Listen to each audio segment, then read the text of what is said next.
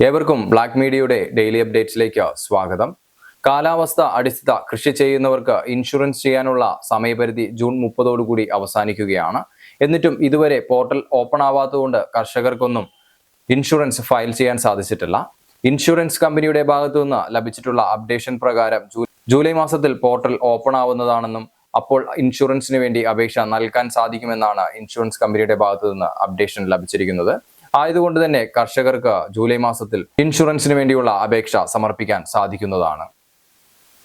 അടുത്ത വാർത്ത, നീല വെള്ള കാർഡുകൾക്ക് മുൻഗണനാ ലിസ്റ്റിലേക്ക് വരുന്നതിനുള്ള അപേക്ഷ സമർപ്പിക്കുന്നതിനുള്ള തീയതി 3 ദിവസം കൊണ്ട് അവസാനിക്കുകയാണ്. ഇതുവരെ അപേക്ഷ സമർപ്പിക്കാത്തവരുണ്ട് എന്നുണ്ടെങ്കിൽ തീർച്ചയായും 3 ദിവസത്തിനകം തന്നെ അപേക്ഷ സമർപ്പിക്കാൻ ശ്രമിക്കുക. നീല വെള്ള കാർഡുകളിലുള്ളവർക്ക് മുൻഗണനാ ലിസ്റ്റിലേക്ക് വരാനുള്ള ക്രൈറ്റീരിയ ഫോളോ ചെയ്യാൻ സാധിക്കുകയാണ് എന്നുണ്ടെങ്കിൽ പേപ്പറുകൾ സബ്മിറ്റ് ചെയ്തുകൊണ്ട് നിങ്ങൾക്ക് മുൻഗണനാ ലിസ്റ്റിലേക്ക് മാറാൻ സാധിക്കുന്നതാണ്.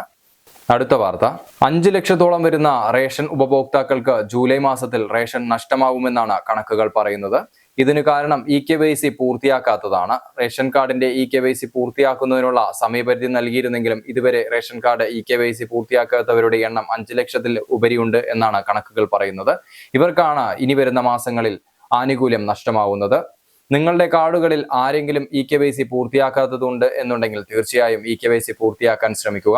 നിങ്ങൾ 4 പേര് ഉൾക്കൊള്ളുന്ന ഒരു കുടുംബമാണ് എന്നുണ്ടെങ്കിൽ നിങ്ങളുടെ കുടുംബത്തിൽ ഒരാൾ EKYC പൂർത്തിയാക്കാതെ ഇരുന്നാലും അദ്ദേഹത്തിനായി നൽകുന്ന ആനുകൂല്യം റേഷൻ കാർഡിൽ നിന്ന് ലഭിക്കാതെ ആവുന്നതാണ്. ആയതുകൊണ്ട് തന്നെ EKYC പൂർത്തിയാക്കാത്ത ആരെങ്കിലും ഉണ്ട് എന്നുണ്ടെങ്കിൽ നിങ്ങൾ തീർച്ചയായും EKYC പൂർത്തിയാക്കാൻ ശ്രമിക്കുക. അടുത്ത വാർത്ത, പെൻഷൻ മസ്റ്ററിംഗ് നടന്നു വരികയാണ്. 25-ാം തീയതി ഉച്ചയ്ക്ക് 12 മണിയോടുകൂടി തന്നെ പെൻഷൻ മസ്റ്ററിംഗ് പോർട്ടൽ ഓപ്പൺ ആയിരുന്നു. എല്ലാവർക്കും പെൻഷൻ മസ്റ്ററിംഗ് ചെയ്തു തീർക്കുന്നതിന് 5 മിനിറ്റിന്റെ കാലാവധിയെ എടുക്കുന്നുള്ളൂ. നിങ്ങൾക്ക് 2-3 പേർക്ക് ഒരുമിച്ച് പോയി ഒരേ സമയം തന്നെ EKYC പൂർത്തിയാക്കി വരാൻ സാധിക്കുന്നതാണ്. EKYC പൂർത്തിയാക്കുന്ന സമയത്ത് എന്തെങ്കിലും ബുദ്ധിമുട്ട് നേരിടുന്നുണ്ട് എന്നുണ്ടെങ്കിൽ അക്ഷയ കേന്ദ്രങ്ങളിൽ ഒരു ഫോം അവൈലബിൾ ആണ്. ആ ഫോം പൂരിപ്പിച്ചുകൊണ്ട് നിങ്ങൾക്ക് EKYC പൂർത്തിയാക്കാവുന്നതാണ്.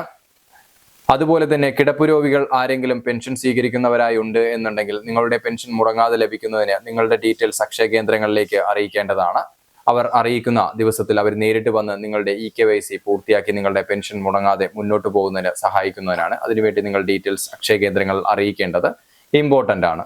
അടുത്ത വാർത്ത, PM കിസാൻ വർഷത്തിൽ 6000 രൂപ ലഭിക്കുന്ന ഒരു സ്കീമാണ്. ഇതിന്റെ 20ാമത്തെ ഗഡുവായ 2000ന്റെ വിതരണം വരാൻ പോവുകയാണ്. ഇതിനെ ചൊല്ലി ഒരുപാട് അഭ്യൂഹങ്ങൾ നടക്കുന്നുണ്ട് എന്നുണ്ടെങ്കിലും എക്സാക്ട് എന്നാണ് ഇത് ലഭിക്കുക എന്ന തീയതി ഇതുവരെ വന്നിട്ടില്ല.